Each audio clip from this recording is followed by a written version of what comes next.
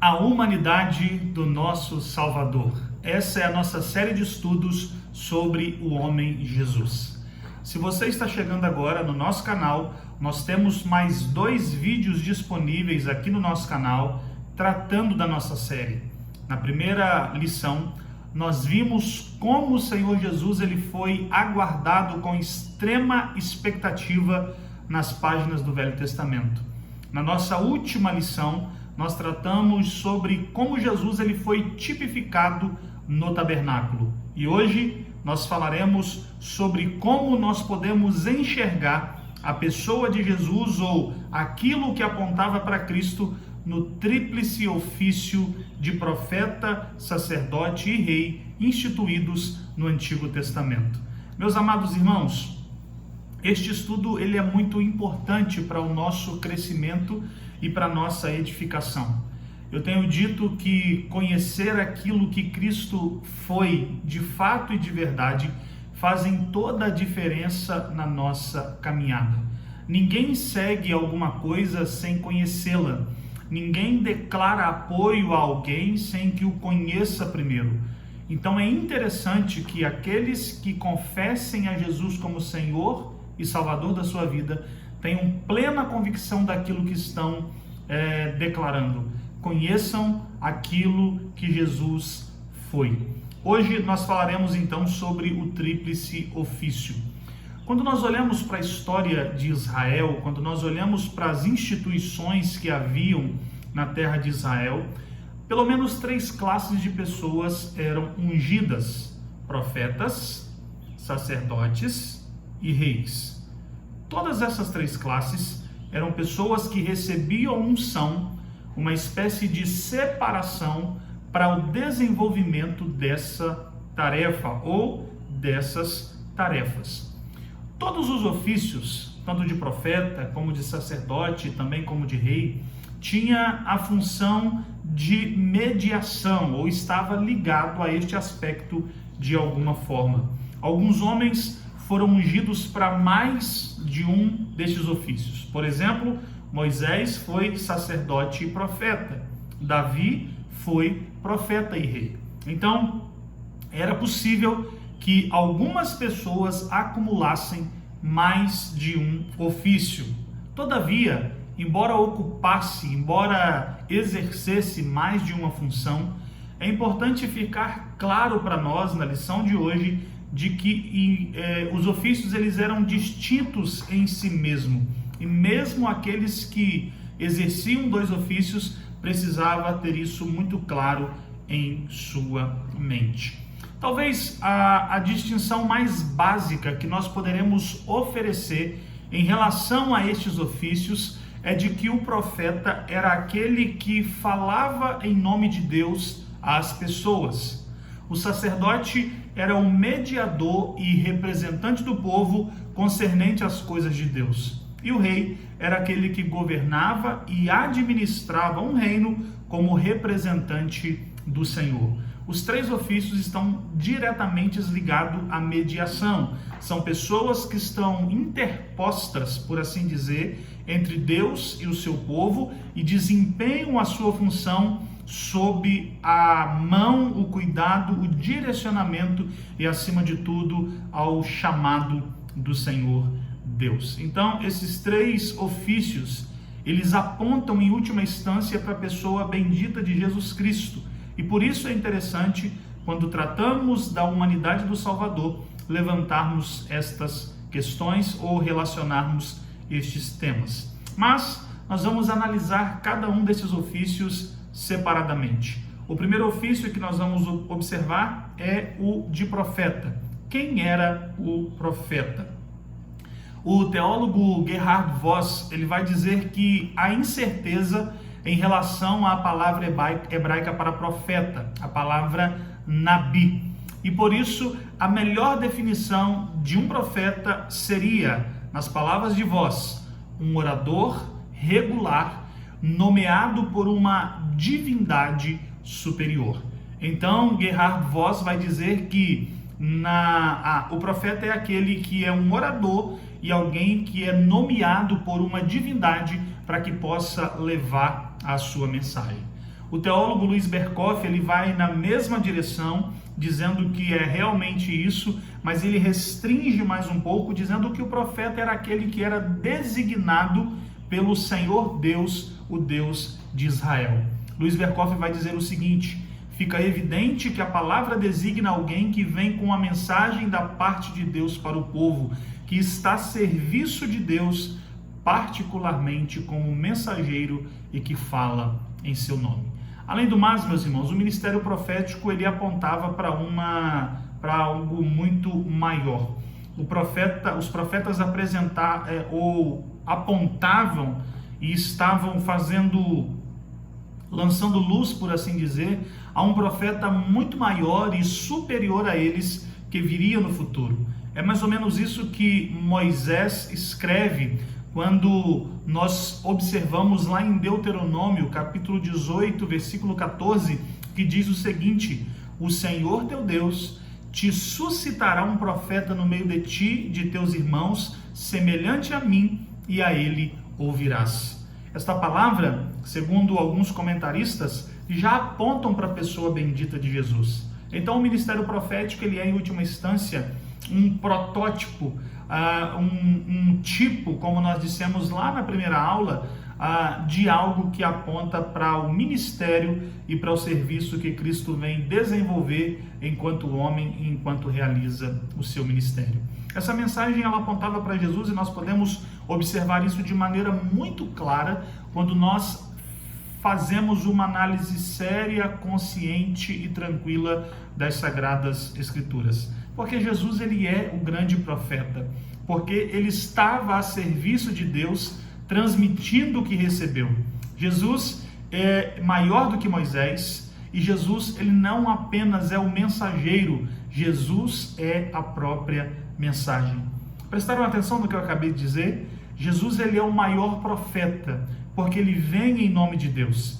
Jesus ele é maior do que Moisés, porque Moisés é portador de uma mensagem de Deus, ao passo que Jesus é a própria mensagem de Deus. Jesus é a revelação máxima e superior que nós recebemos da parte do nosso Deus. Jesus não é apenas o mensageiro, ele também é a mensagem.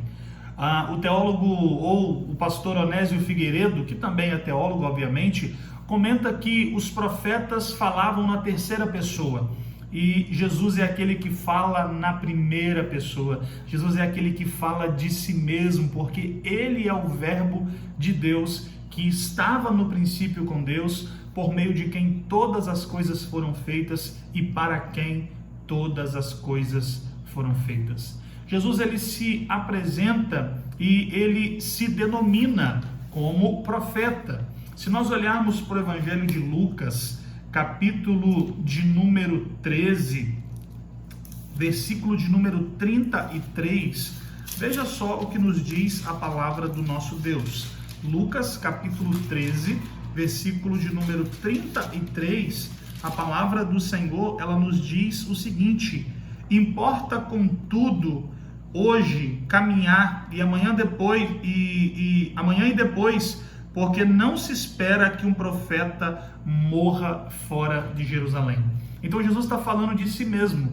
Jesus está dizendo que ele está indo para o lugar onde ele seria entregue para morrer, e Jesus está dizendo que não é lícito, um profeta não deveria morrer fora da cidade. Além de Jesus se autodesignar como profeta, fazendo esta relação e esse link com o ministério profético, as pessoas chamavam Jesus de profeta. As pessoas olhavam para Jesus e o reconheciam como um profeta enviado de Deus. Mateus, capítulo 21, o verso 11, vai nos dizer o seguinte, a palavra do Senhor nos diz o seguinte no verso 11: e as multidões clamavam: este é o profeta Jesus de Nazaré da Galileia. Então perceba que todo o ministério profético, a mensagem de Deus ao povo por meio do profeta, ela tem o seu cumprimento cabal, superior, maior e de excelência na pessoa de Jesus. Jesus é o maior profeta. Ele se designa como profeta e as pessoas também o reconhecem como profeta. O teólogo Wayne Grudem, ele nos dá uma contribuição muito poderosa ou muito eficiente quando nós estamos tratando deste tema. Grudem vai dizer assim: apesar de Jesus ser profeta predito por Moisés, ele também é infinitamente maior que qualquer profeta do Antigo Testamento, em pelo menos dois sentidos. Primeiro, ele é aquele sobre quem foram feitas as profecias. E segundo, Jesus não era meramente o mensageiro da revelação de Deus, mas ele mesmo foi a revelação maior, superior e perfeita do nosso Deus. Então, quando nós tratamos da humanidade do nosso Salvador, é imprescindível que nós tenhamos em mente que o tabernáculo apontava para ele, que ele foi aguardado no período veterotestamentário e que os ofícios de profeta, sacerdote e rei apontavam para ele e que ele também cumpriu estes ministérios enquanto esteve aqui conosco. Mas o segundo ofício que nós também podemos relacionar com a pessoa bendita de Jesus e que de fato ele também exerceu é o ofício de sacerdote. O teólogo Charles Hodge, ele vai dizer que a concepção bíblica de modo geral apoia aquilo que Hodge diz, ou Hodge apoia aquilo que a Bíblia diz, de que o sacerdote ele é um homem divinamente designado para agir em prol de outros homens nas coisas pertencentes a Deus. Então a verdade bíblica nos diz que o sacerdote é aquele que é designado para essa tarefa e que age em favor dos homens nas coisas de Deus. O Hodge conhece isso e ele declina isso quando ele escreve sobre este assunto. A distinção entre o ofício de sacerdote e entre o ofício de profeta, ele é colocado da seguinte maneira pelo teólogo Luiz Berkhoff. Ele vai dizer: profeta foi nomeado para ser representante de Deus junto ao povo, para ser um mensageiro de Deus ao seu povo, ao passo que o sacerdote é o representante do homem junto a Deus. Então perceba que é uma espécie de via de mão dupla. Não é o profeta, é aquele que fala em nome de Deus ao povo, ao passo que o sacerdote é aquele que fala com Deus em nome do povo, né? Aqueles que representam o povo diante de Deus. O profeta representa Deus para o seu povo e o sacerdote é aquele que representa o povo diante de Deus no seu exercício e no seu ofício. Olhando para Jesus e olhando para a obra de Jesus, meus irmãos, é quase impossível não associar a figura de sacerdote à sua pessoa, ao seu ministério e à sua obra. E aí, mais uma vez, eu vou contar com a ajuda de Charles Hodge, não é? Um teólogo fenomenal, que vai dizer o seguinte: tudo isto era simbólico e típico. O que os sacerdotes araônicos eram simbolicamente, Cristo o foi realmente. Eles eram a sombra, ele foi a substância. Eles ensinavam como o pecado seria retirado e ele realmente o tirou. Os efeitos ou benefícios que emanam da obra de Cristo são aqueles que emanam do exercício do ofício sacerdotal em nosso favor. Nós precisamos ter esse conhecimento e precisamos entender isso.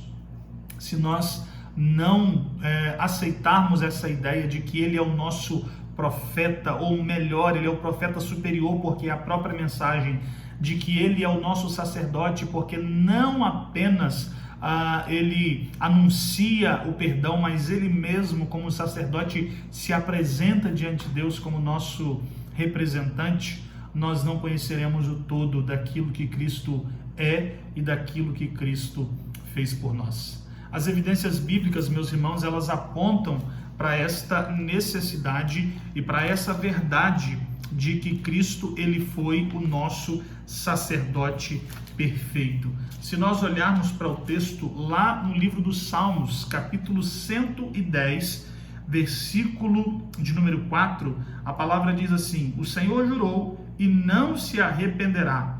Tu és sacerdote para sempre, segundo a ordem de Melquisedeque. Jesus, então, é o sacerdote perfeito. Jesus é o sacerdote sem mácula. Jesus é o sacerdote para todo o sempre. Uma realidade predita no Antigo Testamento, uma realidade superior realizada no Novo Testamento, e acerca disso nós não podemos ter qualquer sombra de dúvidas. O profeta Zacarias, no capítulo 6, versículo de número 13, deixou registrado as seguintes palavras para nossa edificação e para o nosso crescimento. Diz assim Zacarias: ele mesmo edificará o templo do Senhor e será revestido de glória, assentar-se-á-se no seu trono e dominará, e será sacerdote no seu trono e reinará perfeita união entre ambos os ofícios.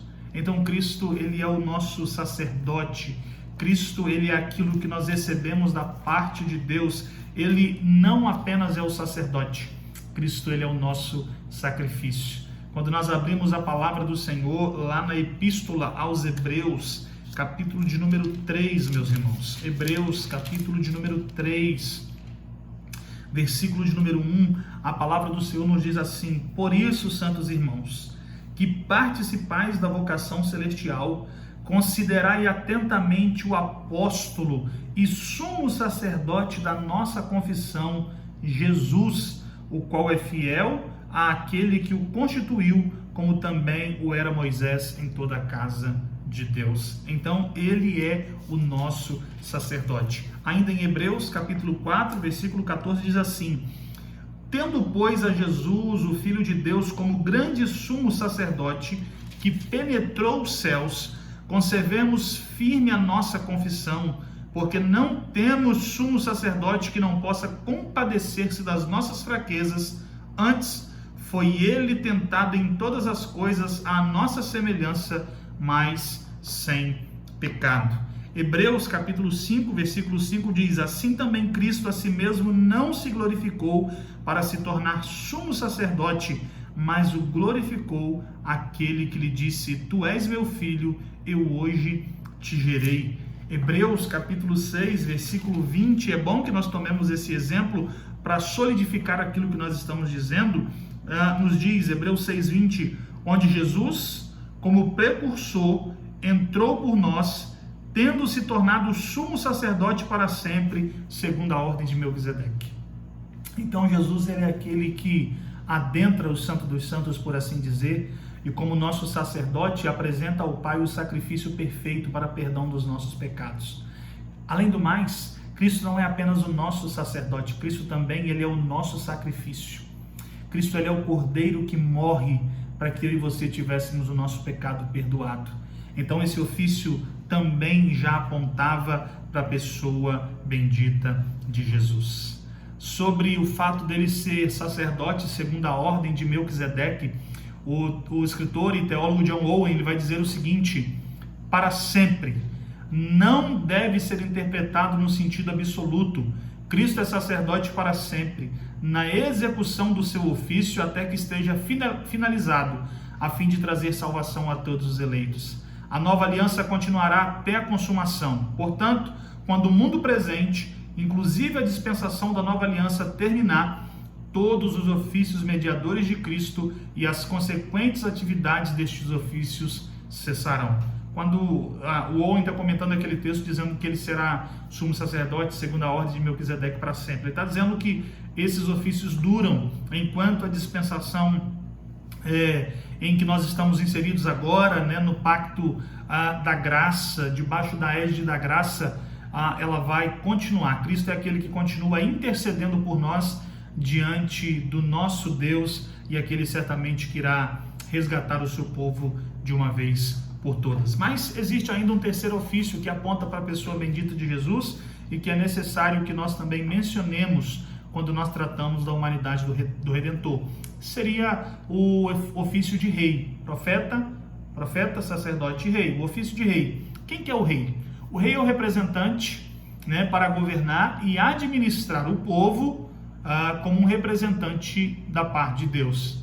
O Palmer Robertson, né, disse que na aliança davídica o propósito de Deus de redimir um povo para si vai chegar o seu clímax na pessoa de Davi, quando Deus diz que o reino de Davi duraria para sempre, ou que nunca faltaria alguém da casa de Davi sobre o trono de Israel. E aí nós vamos ver a linhagem de Jesus, e Jesus ele é apresentado como sendo o rebento de Jessé, ou descendente de Davi. A promessa de Deus a Davi de que nunca faltaria um herdeiro sobre o trono aponta não para os filhos legítimos de Davi, mas em última instância a pessoa bendita do Senhor e do Salvador Jesus Cristo. Aponta para o rei por excelência que viria. Aliás, os judeus centralizaram por muito tempo a sua esperança nesse rei davídico, né? E se cria toda aquela expectativa de que o rei messiânico, o rei davídico, seria aquele que arrancaria o povo de Deus das mãos dos inimigos, seria aquele que traria conquistas políticas, seria aquele que libertaria o povo dos poderes opressores, e não entendendo que o reino do Messias não é um reino terreno, mas um reino celestial. O rei finalmente chegou. O rei que é tipificado nas páginas do Antigo Testamento e de quem os judeus esperaram com extrema expectativa, chegou. Sobre ele as Escrituras nos diz: porque um menino nos nasceu, um filho se nos deu, o governo está sobre os seus ombros e o seu nome será maravilhoso, conselheiro, Deus forte, Pai da eternidade, príncipe da paz. Para que se aumente o seu governo e venha a paz sem fim sobre o trono de Davi e sobre o reino, para o estabelecer e o firmar mediante juízo e a justiça desde agora para sempre. O zelo do Senhor dos exércitos se fará isso. Isaías capítulo 9, do verso 6 ao verso 7. O rei finalmente chegou. O melhor rei que o povo poderia receber é a pessoa bendita de Jesus. Sobre o cumprimento da profecia de Isaías, quando Jesus ele nasce e Lucas relata acerca dele, ele começa o seu evangelho dizendo: este será grande, Deus, o Senhor, lhe dará o trono de Davi seu pai, e ele reinará para sempre. Lucas 1, versículo 33. A expectativa das pessoas em relação ao reinado do Messias foi de fato grande. Por muitas vezes tentaram até mesmo coroá-lo. Lembra do episódio lá de João, capítulo 6, a partir do verso 15, quando as pessoas com fome, tendo sido alimentadas por Jesus, tentam proclamá-lo como rei por causa dos pães, e Jesus então não aceita, foge, porque ele sabe que o reino que ele veio para inaugurar, e como de fato inaugurou, é um reino superior e um reino muito melhor. Então o ofício de rei também aponta para a pessoa de Jesus, porque Cristo é o rei por excelência. Cristo como rei veio para reinar sobre o seu povo, né? E o povo não se tratava apenas dos judeus, o seu povo se trata de todos aqueles a quem o Pai lhe deu, e é isso que Jesus diz na oração sacerdotal de João, capítulo 17. O Anin Gruden vai comentar o seguinte: ele é de fato o verdadeiro rei do novo povo de Deus. O novo povo de Deus inclui judeus e gentios, todos quantos o Senhor tem chamado à sua presença e dado fé para que creiam na pessoa bendita de Jesus. Então Jesus ele é profeta, Jesus é sacerdote e Jesus também é rei. O reinado do mediador, o reinado de Cristo é algo que lhe foi designado, lhe foi dado. O reinado de Cristo não foi alcançado mediante usurpação, intrusão, violência, mas um reinado legalmente decretado e investido pelo próprio Pai.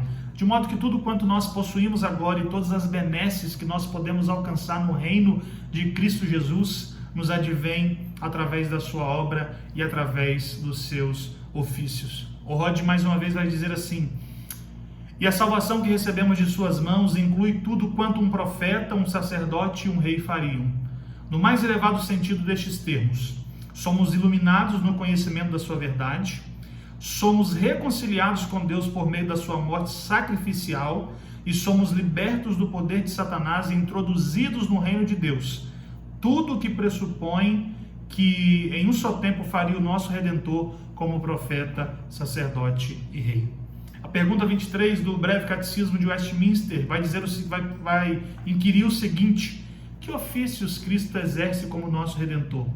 E a mesma confissão responde: Cristo, como nosso Redentor, exerce os ofícios de profeta, sacerdote e rei, tanto em seu estado de humilhação como no seu estado de exaltação. Então, meus irmãos, não há dúvidas, Jesus ele é tipificado e evidenciado por meio de inúmeras sombras que nós encontramos no Antigo Testamento. E dentre essas sombras está os ofícios de profeta, sacerdote e rei, tal como foi no tabernáculo. Tudo isso apontavam para a realidade maior e superior da pessoa e da obra de Jesus. Essa foi a nossa terceira aula ou a terceira lição dessa série sobre o homem Jesus, a humanidade do nosso Redentor. Eu espero que você tenha aprendido, que o Senhor te fortaleça, continue te abençoando, e eu te aguardo para a nossa próxima aula, quando nós trataremos mais especificamente sobre o porquê Jesus precisou assumir a nossa natureza humana, a necessidade dele ser homem verdadeiramente. Deus te abençoe, fique com Deus.